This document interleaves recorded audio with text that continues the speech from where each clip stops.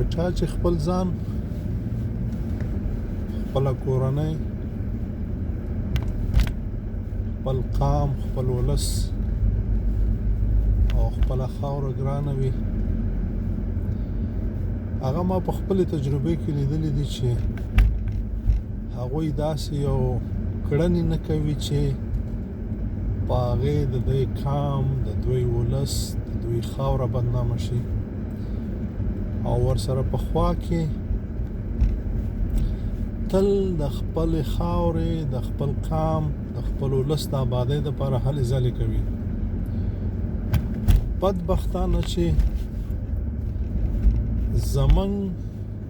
ولس یوازې او یوازې چې ورته وګوري بس بیرغ یې د سر نه تاو کړی، تر ملا یې تړلی وي او چغې وي چې په ما ګران دی او ځان مې ته قربان دی. خو د وطن د آبادۍ دپاره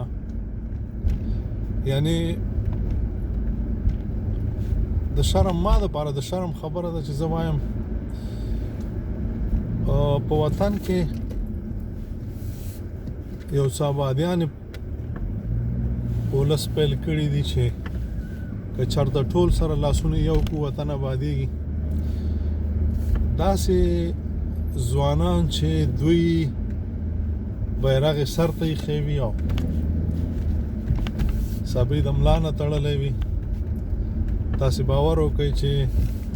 په دې 15 کاله کې دوی موږ ته 1 روپۍ رانه کړه چې د وطن د آبادۍ په ګټه یې ولګو،